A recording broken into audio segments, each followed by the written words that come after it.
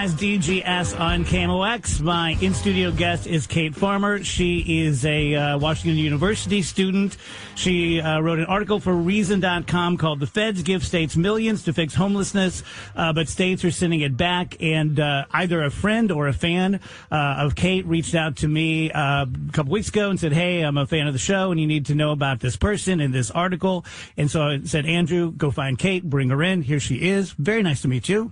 Great, Dave. Thank you for having me. I'm really excited to be on the show. You need to put your nose to the grindstone here. You're really not doing much as an undergrad. My God. Kids today, man. I was playing Frisbee and auditing home ec and things like that. And I mean, kind of give your resume. Yeah, brag. Sure. This has been a long-term project I've been working on for a couple months. My background is writing on health policy, but I met with some of the homelessness organizations here because I was interested in mental health efforts amongst homelessness in St. Louis. But quickly we unraveled this really interesting story about homelessness funding and how St. Louis is sending back millions in homelessness funding from the federal government. And since then, I've been meeting with these different homelessness leaders and talking about what their needs are, how they're getting around these funding issues. And very recently, this project's gotten picked up by the Post-Dispatch. I'm now an investigative freelance reporter for them, mainly on homelessness. So digging into this project, it's something I kind of stumbled on, but I've been following the leads of since. It's so cool. I mean this sincerely. People like you are so important because people like us can say, "Oh, they should just get a job. Oh, they should this. Oh, it's mental health. Oh, it's that." We opinions or, but someone who actually looks into it, someone who actually does the research, someone who actually opens the book and doesn't just do headline research, because I didn't know any of this stuff.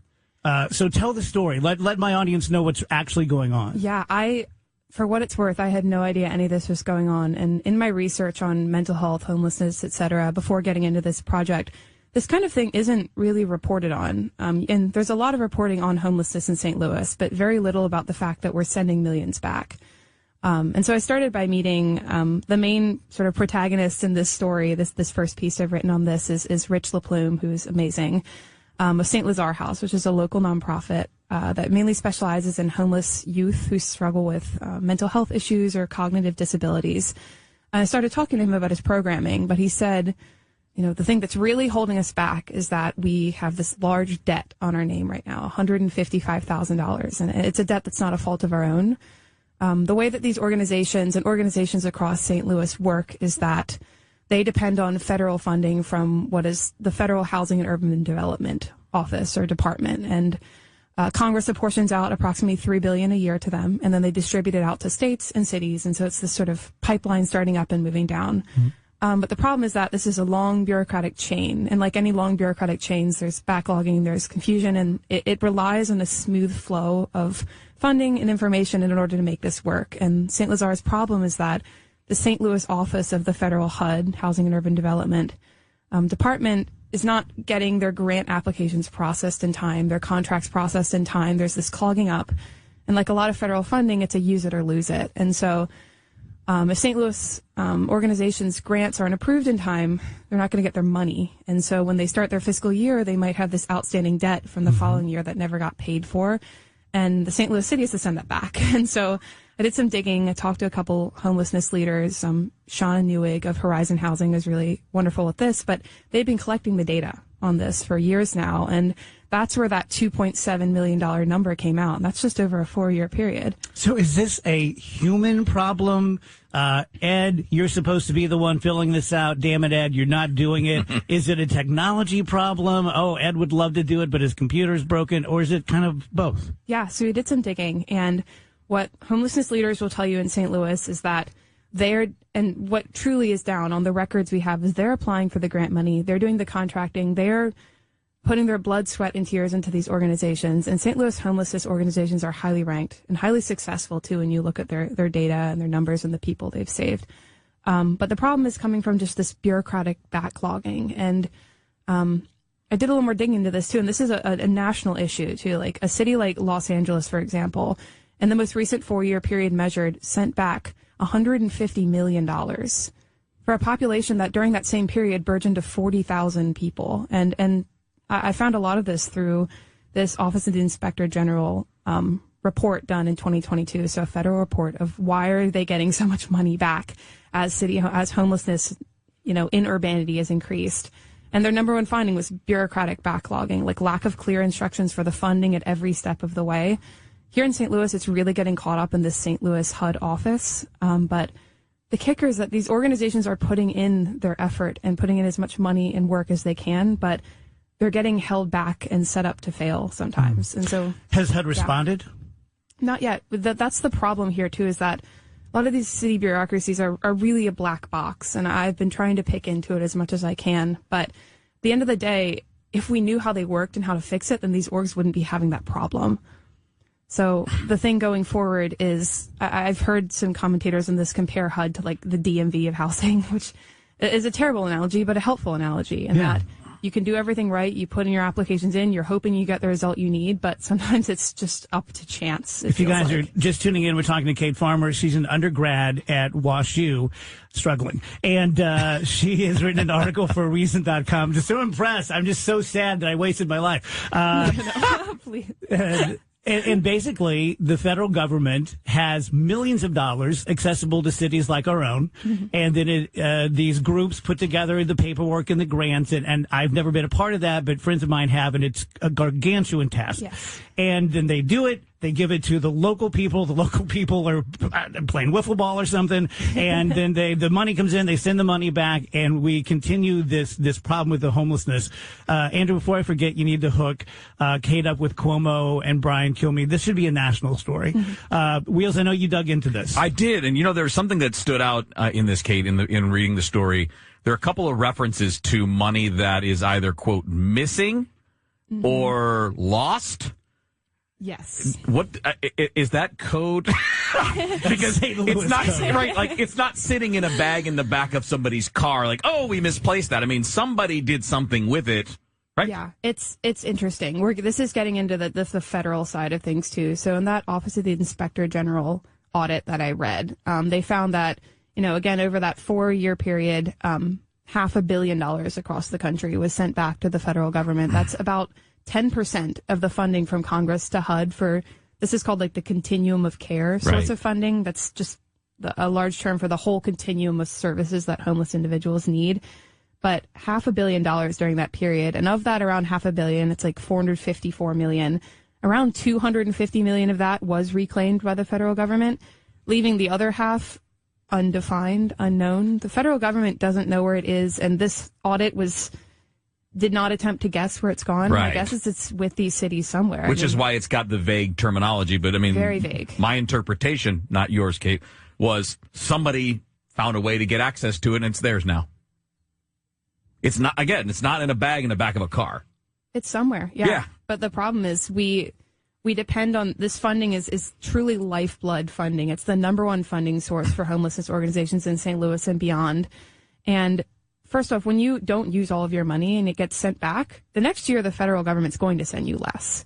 So that is one difficult issue. You're telling them we don't need it. Right. Also, when we lose $250 million over that 4-year period, we don't know. So funding is set to increase for HUD next year from Congress or this upcoming fiscal year. But the problem I'm seeing is that they've been funding more and more every single year, but homelessness has increased and money's getting sent back. And so I'm skeptical that even if places like St. Louis get more funding, I'm not confident that funding's going to go where it needs to go and make the impact it needs. Money helps, but if we can't get the money to the people who need it, I'm worried that this increase in funding isn't going to bring us any more relief. Like in Los Angeles, it's been the case. So this local office, is it just a city office that's, everything is under Mayor Tashara Jones? I'm sure that she's not every day calling HUD and saying, hey, you're not sending money back, are you?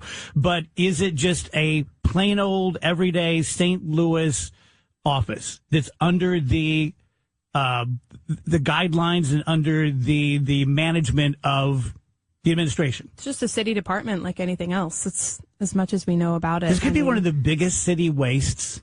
Not only the biggest amount of money, but the most important things. Yeah. Kate, what sorts of things could we be doing for our homeless population if we weren't sending these millions of dollars back? I mean, yeah, it's shocking. And these homelessness leaders are angry. And one beautiful thing about them, though, is that they coordinate together and that I didn't just reach out to these people in isolation. I'd reach out to one and they'd say, you must talk to Shauna, you must talk to Samantha, you must talk to this. And I've gone to some of their like reunion events, and they work together for survival. And so one interesting effort I've heard in St. Louis that the Post-Dispatch ran a piece on last year, I've started writing with them now, so we would be a support of this, is that it's a complicated process, but to simplify, there's something called being a collaborative applicant with the city, which basically means an organization applies to handle HUD funding. And so they apply to handle, there's planning grant funding and then just standard HUD continuum of care funding. And last year, a St. Louis organization that's like a collaborative group of the very people who use the money, who spend it, who distribute it, business leaders, homelessness organization leaders, activists, they applied as a coalition to manage the funds themselves because the funds are for them. So to take it out of city hands who don't know as much as what they're doing and to put it into their hands. And they got approval for that. I think it's getting delayed a year right now. There's some hold up on this end. But what these homelessness organization leaders want that I've talked to is they want to manage the funds themselves because they know best where it needs to go and which parts of the system of homelessness are hurting that need it. Yeah, I'd rather trust them. Yeah, and they want that power. They want the funding to go to HUD and then to them to distribute. And so one way to kind of democratize this process is to have the people who've been working in this for decades, who put their life into it, who know it better than anyone else, who helped me develop the story, to manage their own funding. So that's one way forward. Amidst a very difficult, complex process. Kate, I'm wondering what initially kind of laid this on your heart to want to look into this?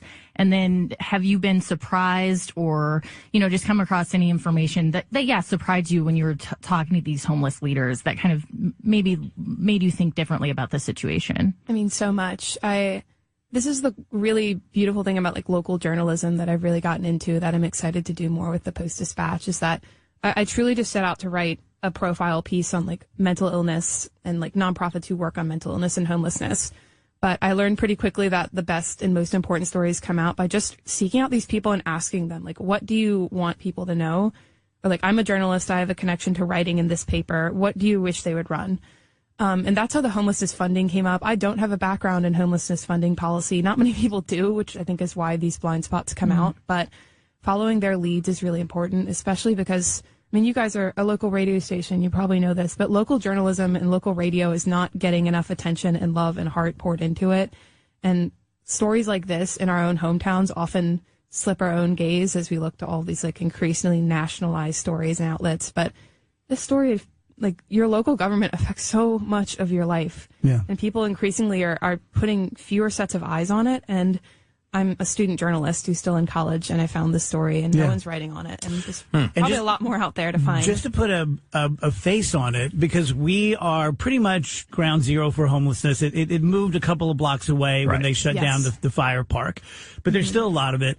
And Rach and I take a little walk every day to get coffee before the show starts. And yesterday we saw this gentleman who we've seen many times, who's just walking around with a blanket on him. Yep. Clearly has something going on mentally.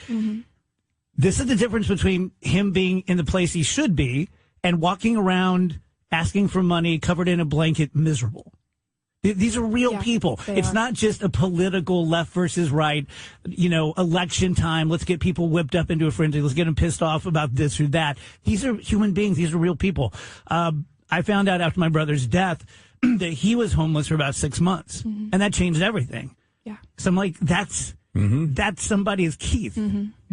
Yeah, homelessness has affected my family too. And I was interested in mental health and homelessness because a loved one of mine developed a serious mental illness, and that led him to homelessness and street living and all of that. And he became part of that population that's called chronically homeless. A lot of times when we think about homelessness, we think about the visible populations like street encampments. They're about 1/3 to 40% of the homeless population. Like your brother, it sounds like, was in that other 2/3 that like enters a shelter, gets help, gets off their feet, gets back into life. But there's a portion of individuals who are stuck in homelessness, who are chronic homelessness, who often suffer from another condition, like my family member. And those are the people who need these government resources, who need this funding, who need the support, and the people that it's really hard to help get them into stability. And those are the people you see on the street encampments who need help. And those are the people where the funding is most obviously a need, and those are the lives at risk because the longer they're out there, the greater I've had the risk 5 gets. texts from friends listening to this thing. This is incredible. This is amazing. How do we not know this? What do people do? Who do we call? Who do we complain to? Talk to the city. My power extends as far as like that webpage does, in a sense. And it's a group effort. That's like the thing about homelessness I keep coming back to is it's just beautiful how these organizations work together. They support each other. In my article, like Rich referred me to Shauna, who gave me this data, and he said she's my sister from another mister because he kept calling her his sister, and I thought she actually was. They love each other that much, and I see why. I was invited to St. Lazare, one of the organizations, their 10-year anniversary, and I got to meet and hug and hear the stories of the people who've gone through the program and who've survived and who have independent living now, and it's amazing. And it really is like a community, and it's not just a word for, we use community a lot as we throw it around, but it really is a community of people who love each other, who care, and we have all of the people working so hard out there to fix this. We can fix this, but they're being set up to fail. Well, anything we can do to help, we will do. All kidding aside, great work. As a fellow WashU Bear, well done. Go Bears. Thank you all so much.